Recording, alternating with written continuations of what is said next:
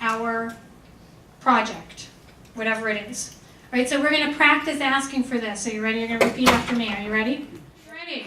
Congressman. Congressman. Will you visit our project? Will you visit our project? Okay, great. When I say project, you got a million projects going on. So whatever it is you want them to visit, that's what I mean. But that is a question. And when you ask a question, it requires them to become actively engaged. And it helps you measure whether you are being successful or not. Because you can't measure it by the words that come out of their mouth when you leave the meeting. Because they'll just say like, hey, you're great, love you, whatever, and then they'll go and vote, and you'll be like, hey, what happened to I love housing? Oh, I don't really think we should invest in it. I'm sorry. Did I not say that? So you measure that by making the ask and seeing if you're getting them to say yes at some point. All right, so those are a couple asks. If you want some policy review, there's the materials. If you haven't taken a look yet, these are on, and hopefully the wireless connection stayed. These are on NAHRO's site. If you just go to the Hill Advocacy Day Prep, and then you can, oops, I want to scroll down there. You can scroll down here, and you will see, there it is, prepared advocacy materials. Make sure you just read through these. Raise your hand if you've read through them. You all win gold stars. Raise your hand if you're going to read through them. You now all win gold stars. All right, see how easy that was? All right, so take a look at that. Make sure you're familiar with it. All right, so that's the ask. Now, thinking about the audience. There are several different types of decision makers. There's leadership. So those are the folks that are going to be doing a lot of scheduling for the issues that are going to be considered on Capitol Hill. So it might be speaker, majority leader. One of the big sort of leadership contingents are the Rules Committee in the House. They have a huge amount of influence over what gets considered on the floor and when. So those are like the whips, those are kind of the leadership. The reason why I'm mentioning them is because it might be good for you to know before you go into your meetings. Oh, are they part of the whip team? Are they part of the leadership team? You can, if you go onto their websites and just, look under their bios, they'll usually tell you that. If you go to house.gov and senate.gov, there's leadership links. You can click on those and see who's in what role on the leadership. Committee chairs, these are the folks, and I would say ranking members as well. These are the folks who are in charge of the committees, majority and minority. Good to know who the majority committee chair is, who the minority ranking member is. If one of those people are one of the folks you're meeting with, they're going to have a pretty significant role to play in some of the issues that you're working on. So, in the Senate, it might be Senate Help.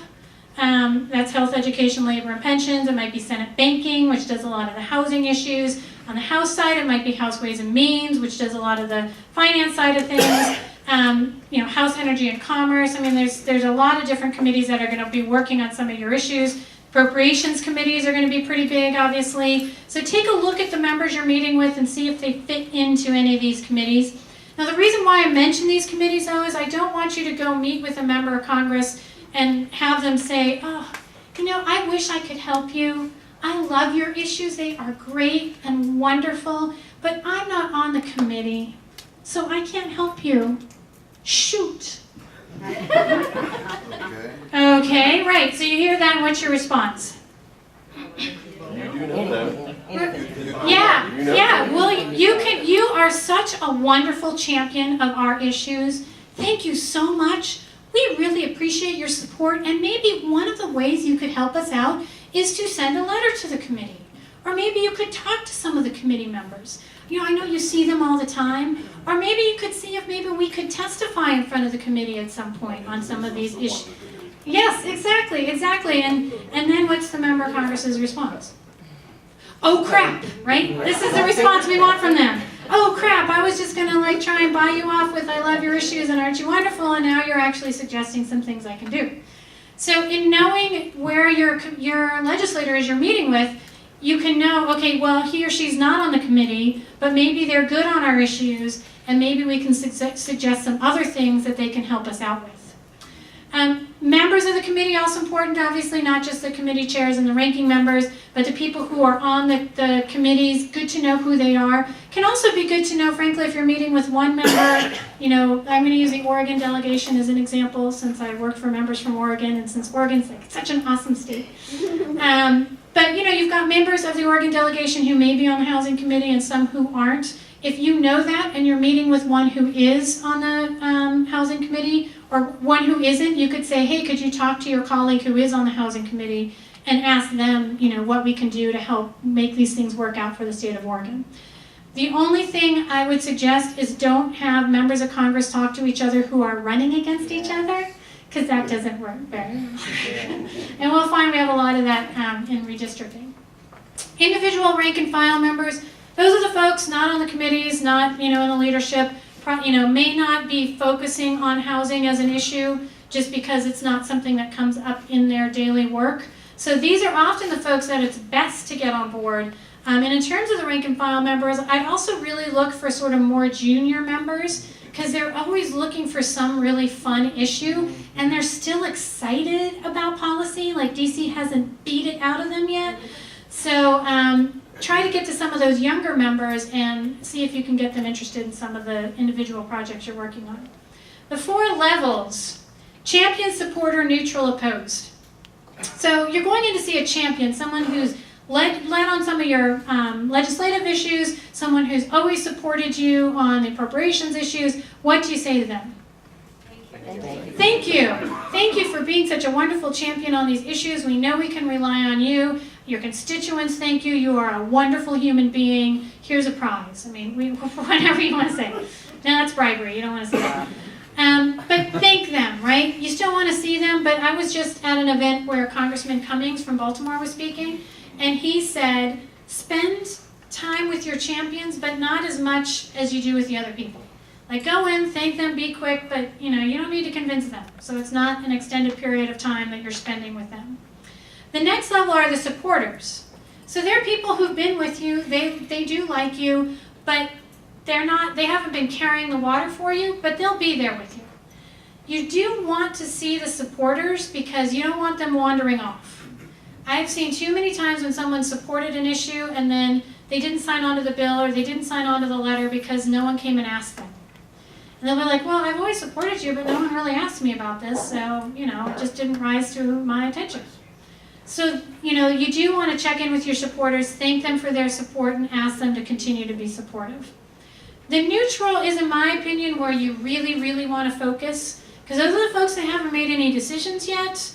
They might be, these days you might get slightly opposed to neutral, but they're gettable. Public transportation is a very good example of this. We do a lot of work with public transportation. We do a lot of work with planning organizations.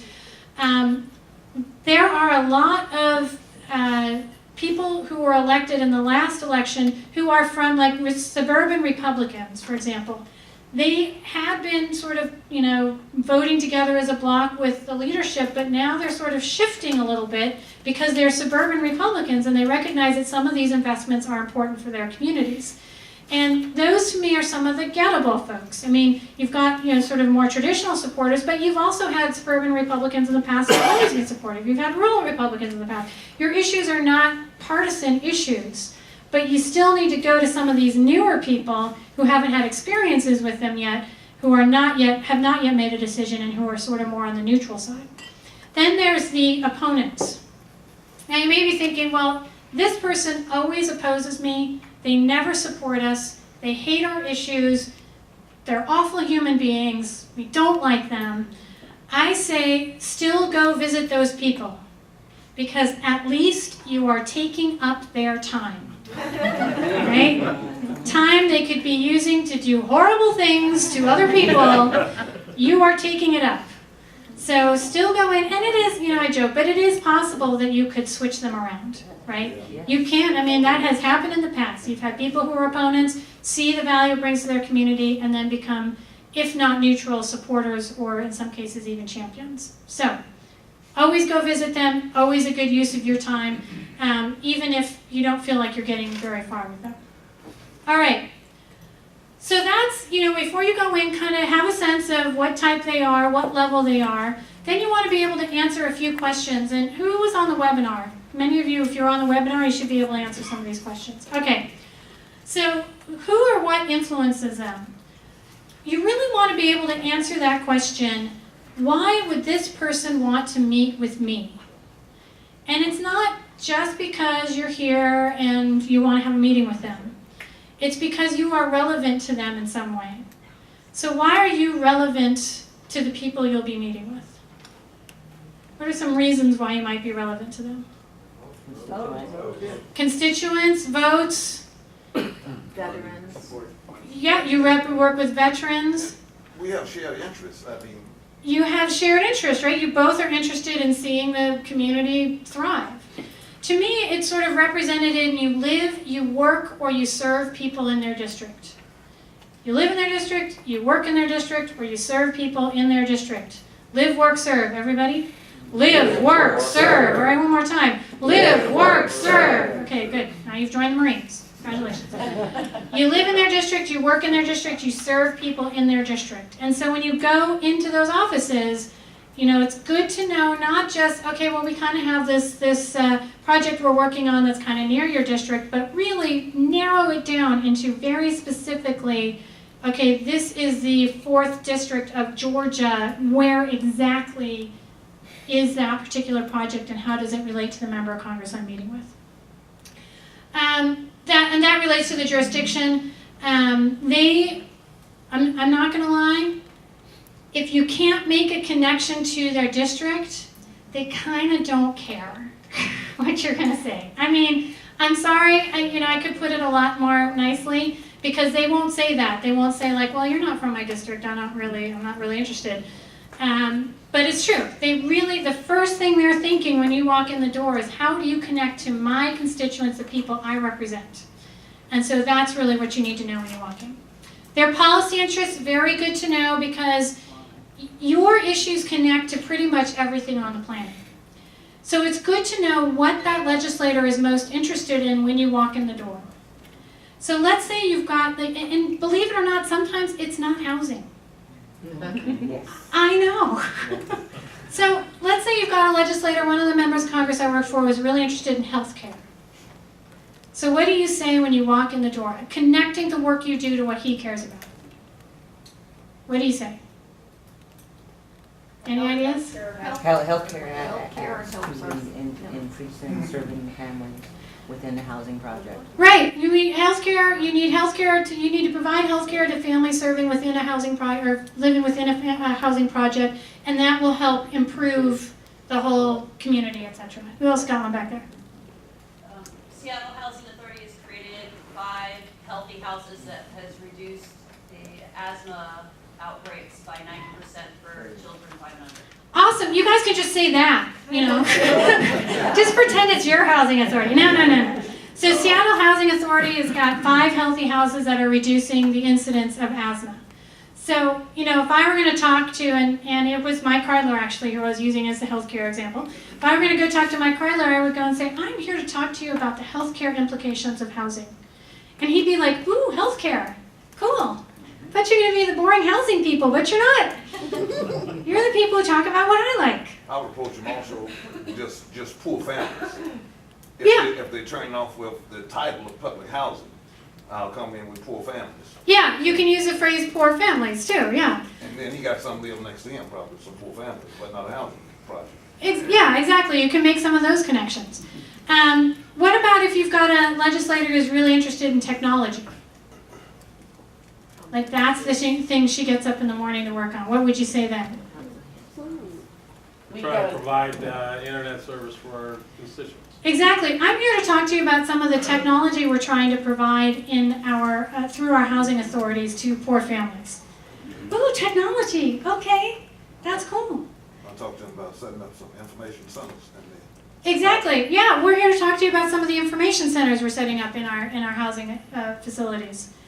And then the legislator will be like, okay, technology, I get how it connects to what I want to talk about. I feel like when we go in, we focus so much on our own thing, we forget to make it relevant to the person that we're talking to. And their policy interests are what gets them up in the morning. Every legislator has something that gets them up in the morning. And sometimes it's not something that you like. Right? Sometimes it may be cutting funds, or it may be reducing taxes, or so you got to take a look at that stuff and see, is there anything this person likes that I can connect to? And again, that's what's nice about housing. What if it's veterans? You know, you talk about, well, we're here to talk about how some of the work we do for veterans. Well, what if it is tax cuts or small business